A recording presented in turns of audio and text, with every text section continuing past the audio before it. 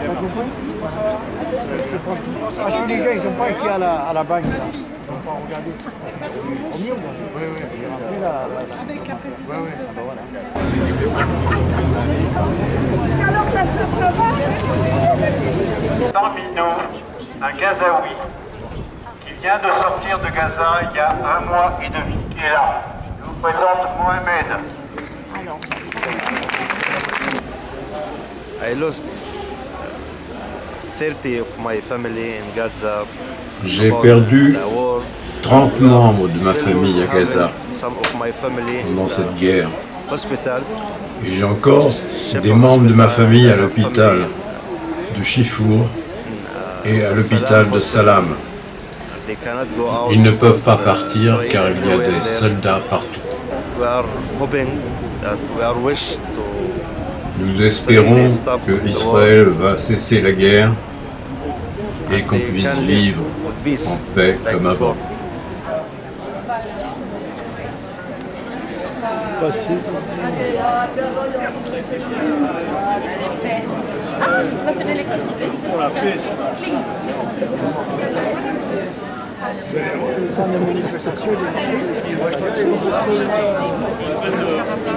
Non, mais même si moi aussi, je l'avais fait.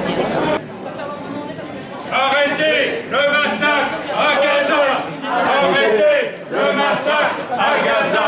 Arrêtez le massacre à Gaza! Arrêtez le massacre à Gaza! Arrêtez le massacre à Gaza! Arrêtez le massacre à Gaza! Arrêtez les bombardements à Gaza! Arrêtez les bombardements à Gaza! Vive la Palestine! Vive la Palestine!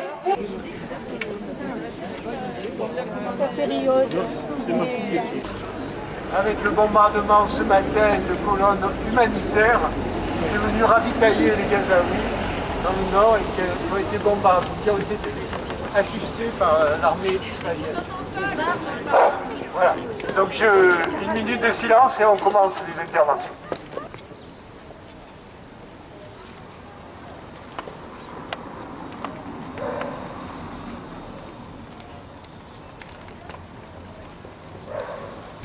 Donc nous exprimons notre soutien à la population de Gaza. Elle vivait dans une prison à ciel ouvert depuis des années et elle vit désormais un enfer depuis ces 4 derniers mois. Bombardements incessants, destruction d'immeubles, d'écoles, d'hôpitaux, déplacement massif d'1 million de réfugiés dans le sud de Gaza, manque de nourriture, situation sanitaire catastrophique. Et déjà, plus de 30 000 morts, 70 000 blessés et plus de 50 journalistes assassinés. Un moment décisif, un pas de plus dans l'horreur, a été l'attaque le 7 octobre dernier des forces armées du Hamas en Israël. C'est un véritable crime de guerre que rien ne peut justifier et que nous dénonçons en tant que tel. Mais quelles que soient les horreurs commises, elles ne peuvent pas être réparées par de nouvelles horreurs. Mais en réalité, le feu couvait depuis longtemps et la cocotte minute a explosé. Aussi, si l'on veut comprendre la situation, il faut revenir sur les 75 ans de colonisation progressive de la Palestine. Le gouvernement israélien a soumis les Palestiniens à un enfermement, à un apartheid avec de nombreux checkpoints compliquant les déplacements ou les rendant impossibles. Il a fait subir des humiliations constantes. Il a permis ou soutenu des spoliations de terres, de récoltes, l'implantation de colonies de juifs israéliens sur leurs collines. Aujourd'hui, la situation à Gaza est catastrophique. L'UNRWA elle-même, qui procure une aide humanitaire, principalement l'alimentation, aux réfugiés, est contestée. Et désormais, Netanyahou, à la tête d'un gouvernement composé de l'ultra-droite et des ultra-religieux, se propose de détruire Rafah où plus d'1 million de Gazaouis se sont réfugiés. Tout ceci est inacceptable. Il faut arrêter le massacre. Il faut imposer un cessez-le-feu, avoir une véritable négociation pour une paix juste et durable en libérant les otages et prisonniers politiques. Oui, mais comment peser sur les événements? Seule la mobilisation internationale peut mettre fin à ce massacre. Et la position des USA, un grand soutien d'Israël, est à l'évidence déterminante. Il n'y aura pas de solution autre que politique, permettant la coexistence de deux peuples.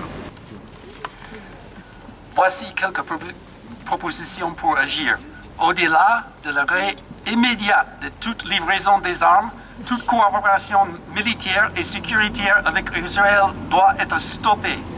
Par l'Union européenne, il y a bien longtemps que l'accord d'association avec Israël aurait dû être suspendu.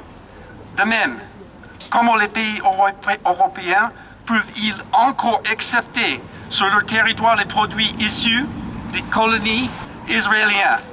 Un appel au boycott des produits israéliens est d'ailleurs en cours. La France doit soutenir la requête d'Afrique du Sud à la Cour internationale de justice parce que pèse maintenant sur Israël le soupçon des crimes de génocide.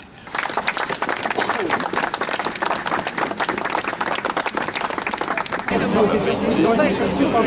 y a plus d'un an, ils ont soigneusement laissé faire pour créer ce qui est en train de se passer.